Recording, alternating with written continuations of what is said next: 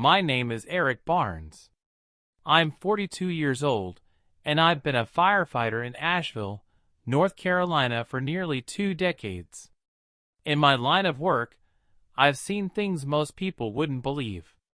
I've walked into smoke-filled houses, carried people out of collapsing buildings, watched families scream as their homes turned to ash. I've held the hands of strangers in their worst moments, and I've kept going. Because that's what I do. But no blaze I ever faced could compare to the cold, calculated way my marriage burned down right in front of me. It happened on a Thursday afternoon. I'd just gotten home from a 24-hour shift. My legs were heavy, my eyes stinging from the smoke of a 3-alarm warehouse fire. All I wanted was a hot shower, a warm meal, and to prep the house before my wife came back from her spa weekend. She'd gone with 2 of her friends, or so she said, someplace called Serenity Springs, a few hours out of town. She said she needed to detox and decompress, and I didn't question it. She deserved rest. We both did. I was chopping vegetables in the kitchen, humming along to some old Springsteen song playing in the background, when my phone buzzed. It was a text from her.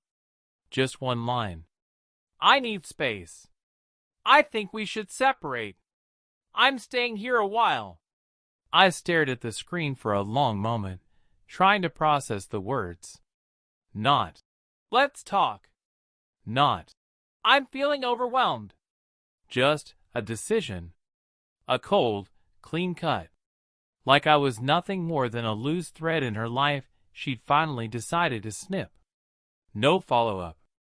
No call. Just that message, from the comfort of a luxury spa, paid for with our joint account. She thought I'd be blindsided. Thought I'd be sitting in the kitchen, clueless, heartbroken, with no idea what was going on. But what she didn't know was that I'd already frozen the accounts 3 hours before she sent that message. Because I wasn't just a husband anymore. I was a man quietly preparing for a battle I never asked for, but one I wasn't going to lose. She thought she'd beat me to the punch. She thought I was still in the dark. She was wrong. And the best part? She still had no idea what was coming. I met Dana 12 years ago at a charity barbecue hosted by the fire department. She was volunteering at the local animal shelter back then, helping set up tables and passing out flyers for rescued dogs. She had this easy laugh, like everything was a little bit funny and a little bit beautiful. I remember how the afternoon sunlight caught her hair, how she leaned in when she talked, like your words actually mattered. That day, we talked for hours. About music, dogs, work, nothing special, and everything that counted. 3 weeks later, we were dating. A year after that, we got married under a big oak tree behind her grandparents' farm. It wasn't glamorous, just family, a rented speaker, and a cake made by her cousin. But I swear to God, it was the happiest day of my life. I looked into her eyes, and for the first time, I felt like I was building something that mattered more than any house, more than any fire I'd ever put out. Life was simple in the beginning. We had a rhythm. I'd work my shifts, sometimes overnight, sometimes weekends, and she understood that. She worked remotely, doing marketing for a boutique clothing brand. She could work from anywhere, and most days she chose our home office, always lighting one of those citrus-scented candles and typing away with a focus I envied. Our Sundays were sacred. Morning pancakes, music playing low, her feet in my lap on the couch as we planned groceries or scrolled through Zillow, dreaming about a second home we'd probably never buy. She called me her hero back then. Every time I got home from a hard call, she'd greet me with a kiss and ask, "How many lives did you save today?" And I'd say something corny like, "Just one, mine coming home to you." We were that couple. The kind other couples joked about. The still holding hands in public kind. The text me when you get there kind. The kind you look at and think they've got it figured out. But here's the thing no one tells you. Even the best stories have cracks. And you don't see them until the whole damn book is falling apart. Looking back now, I can trace the first crack to the day I missed our 5th anniversary dinner. We planned a reservation at her favorite Italian place, just the two of us. I was coming off a 36-hour shift and told the guys at the station I'd leave early. But then a call came in. 2 kids trapped in a minivan crushed under a jackknifed semi. I couldn't leave that call. I just couldn't. By the time I got home, it was past midnight. She was asleep on the couch in the dress she bought for the occasion. Cold spaghetti on the table. Candle still burning low. I tried to explain. She smiled and said, "I get it, babe." But the next morning, she didn't kiss me goodbye. She just waved. Small things started to shift after that. She took fewer lunch breaks with me. Her phone was always face down. Her schedule started filling with meetings I didn't recognize. Zoom calls with new vendors, she'd say. But her tone had changed. She used to be warm and playful. Now, everything felt businesslike. I chalked it up to stress. Her company was expanding, and I knew she was pulling longer hours. I didn't want to be that insecure husband asking for constant updates. I trusted her. I chose to trust her. Then came the gym membership she signed up for without mentioning it. The late evening yoga classes. The sudden obsession with wellness weekends. And the credit card bills that crept a little higher each month. She always had a reason. A justification. A polished little answer that made sense if you didn't look too closely. And I didn't. Because I loved her. Because I believed that the woman I married, the woman who held my hand at her uncle's funeral, who fostered dogs with me in the winter, who cried happy tears when we painted our living room yellow, that woman was still in there. I kept holding on to that version of her. Even when I saw the signs. Even when I caught the scent of cologne that wasn't mine on one of her jackets. Even when I heard her whispering in the other room and say, "I can't talk right now, he's home." I told myself it was nothing. That I was overthinking. That after 12 years together, I was just being paranoid. But something inside me, some gut-level firefighter instinct, told me the flames were already spreading. And if I didn't act soon, I'd lose more than just a marriage. I'd lose myself. The first time I really noticed something was wrong, I was fixing the light in the hallway. It was just past 9:30 p.m. Dana had just come out of the shower. Her phone buzzed on the counter, once, then again. Same name. Ashley Nail Polish. Only Dana never talked to anyone named Ashley. I wasn't snooping. I wasn't even close enough to see the message. But what got me was how fast she moved. She lunged for the phone like it was a live grenade. And then she smiled. Too wide. Too sweet. "Oh, just Ashley. Spa plans next weekend." She turned her back as she typed. I nodded. Said nothing. But something in me shifted that night. See, being a firefighter teaches you a lot about timing. You learn to watch a building before it collapses.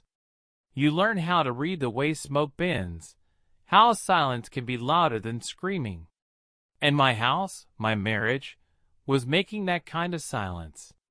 Over the next few weeks, it got worse. Dana started sleeping with her phone under her pillow. She said it helped her relax, that scrolling calmed her down. She changed her passwords. Then she told me she was cutting back on her shared accounts. Netflix, Amazon, even our joint Spotify. She wanted to simplify things. I didn't fight her on it. I just started watching. She started going to the gym more, but never came back sweaty. She bought new lingerie I'd never seen her wear. She started wearing perfume to the grocery store. Every answer she gave was logical. Clean. Too clean. I didn't want to believe it, but something was happening. Something slow, hidden in plain sight. And the more I watched, the more the cracks showed. She stopped asking me how work was. She stopped packing me lunch. She stopped using we and started saying I more often. One night, I noticed she left her email open on the family laptop. I didn't mean to pry. I swear I didn't. But I saw a folder in her inbox titled Wellness Retreats. I clicked. Inside were confirmations, hotel bookings under her name, and someone named Brent. No last name. Just Brent, room 214, spa package upgrade. My stomach dropped. I didn't scream. I didn't confront her. Instead, I printed them. And that's when something in me broke. Or maybe woke up. That night, she came home late. Hair wet. Fresh manicure. Spa bag in hand. She kissed me on the cheek and said, "Babe, we really need a couples weekend. I'm planning something." I smiled back. "Can't wait." But inside, something sharp was rising. Not anger. Not yet. Just clarity. From that night on, I started paying attention to everything. I memorized her new schedule. I logged her calls. I watched her receipts. I started noting every transaction that came through our joint account, every Target run that was actually a Sephora splurge, every lunch with coworkers that cost $170. One night, around 2:07 a.m., I woke up. Her side of the bed was empty.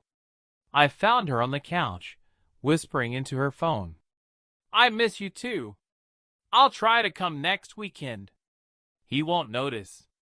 She didn't hear me. I walked back to bed, heart pounding. Not from pain. Not even from betrayal. But from something colder, purpose. I didn't say a word the next morning. She brewed coffee like nothing happened. She kissed me like we were fine. And I played along. Because now I knew this wasn't some mistake. This wasn't confusion. This wasn't boredom or burnout. She was gone. She just hadn't left yet. But when she did, when she finally decided to twist the knife, I wasn't going to be bleeding. She was. It was a Thursday. The kind of gray, forgettable day that usually slips by unnoticed. She'd told me she was headed to a self-care retreat in Vermont with the girls. Supposedly no phones. No service. Just yoga, candles, and silence, she said. I packed her car. Kissed her goodbye. Helped her load her bags. She waved as she pulled out of the driveway, smile bright and eyes shining like I was the man of her dreams. That was the last lie I allowed myself to believe. I walked back inside, sat down in front of my laptop, and opened the alert from the bank.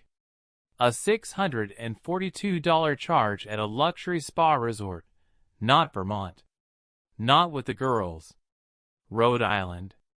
1 king suite. 2 guests. Dinner for 2. Spa for 2. And a room note signed. B&D. Britt and Dana. She wasn't hiding anymore. Not really. And I realized in that moment, this wasn't just betrayal. It was calculated.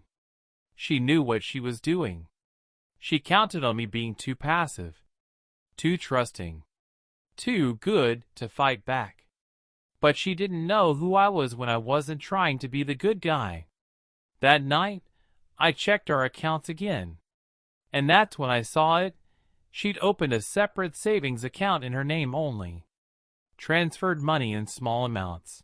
$200 here, $150 there, from our joint fund. 4 months.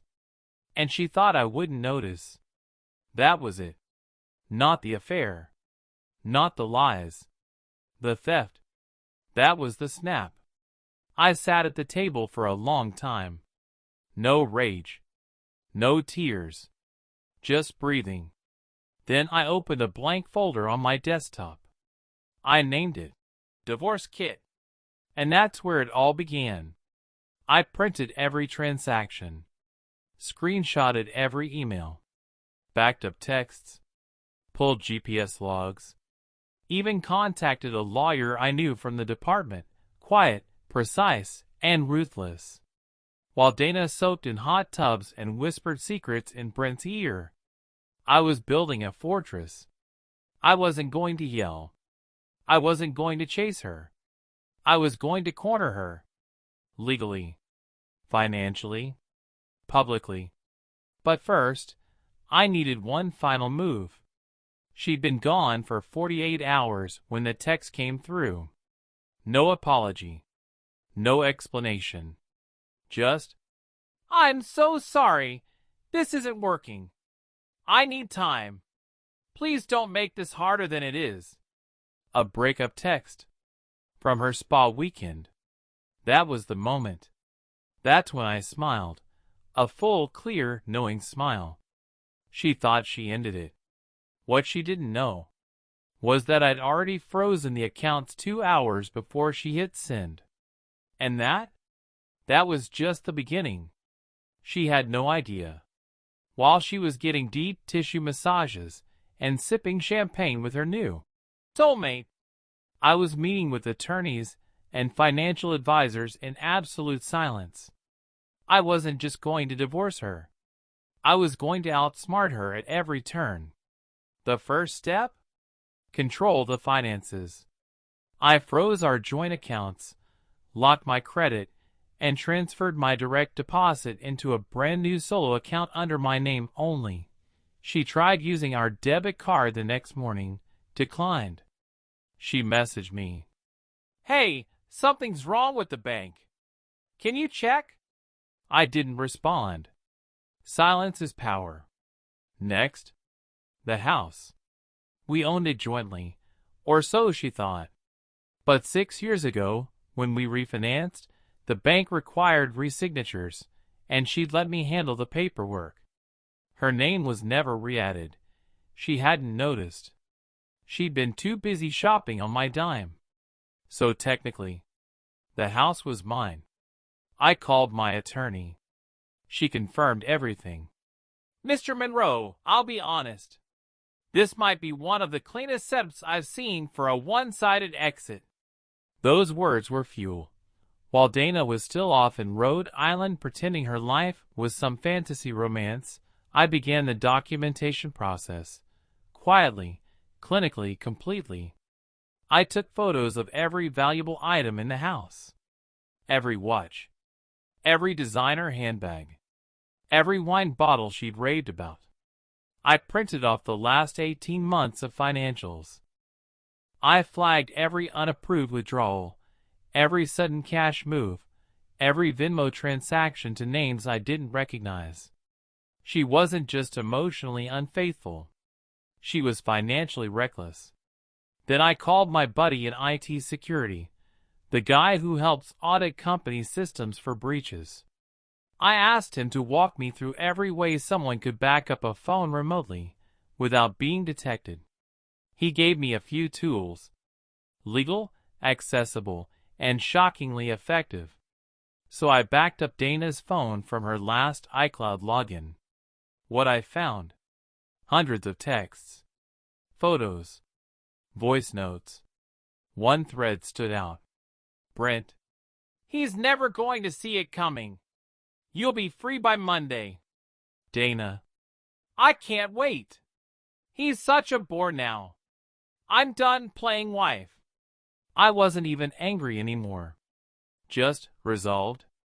She didn't know it yet, but the moment she walked back into that house, her game was over. Before she returned, I changed the locks.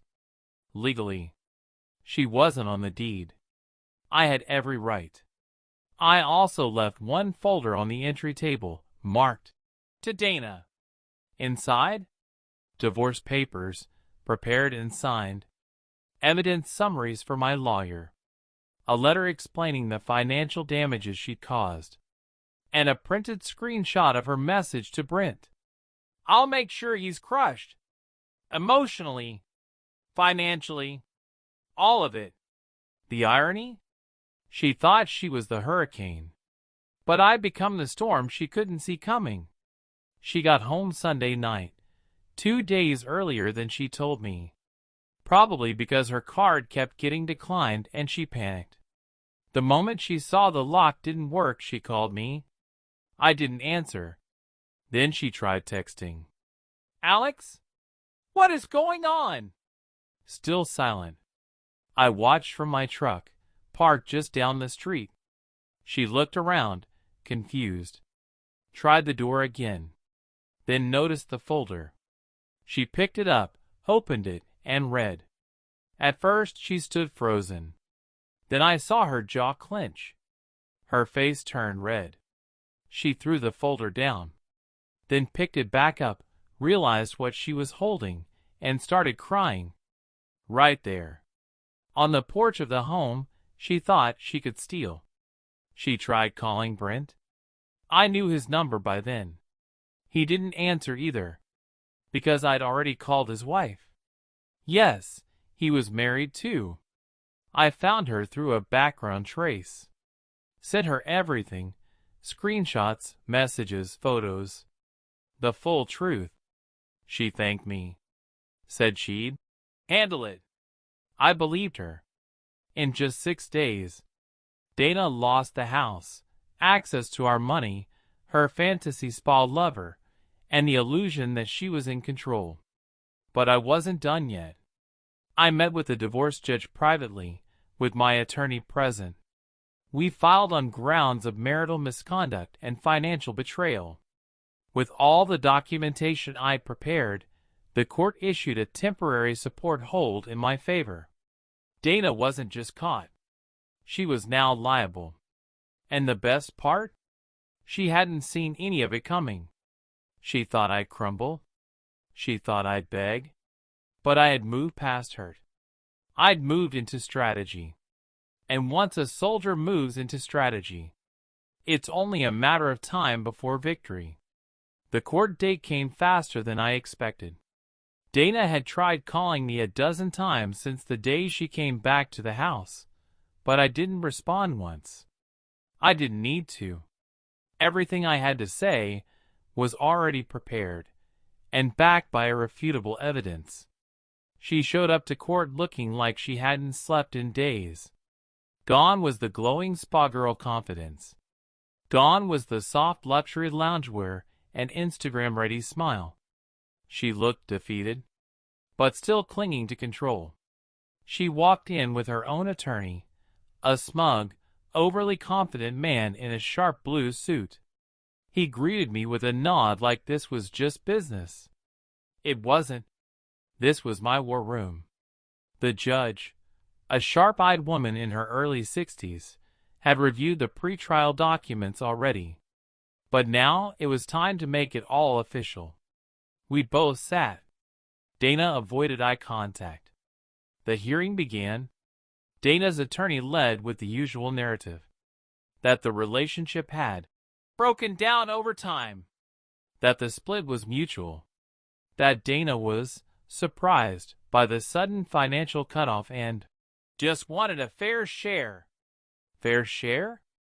I waited. When it was our turn, my lawyer calmly stood up and walked the court through every step of Dana's betrayal.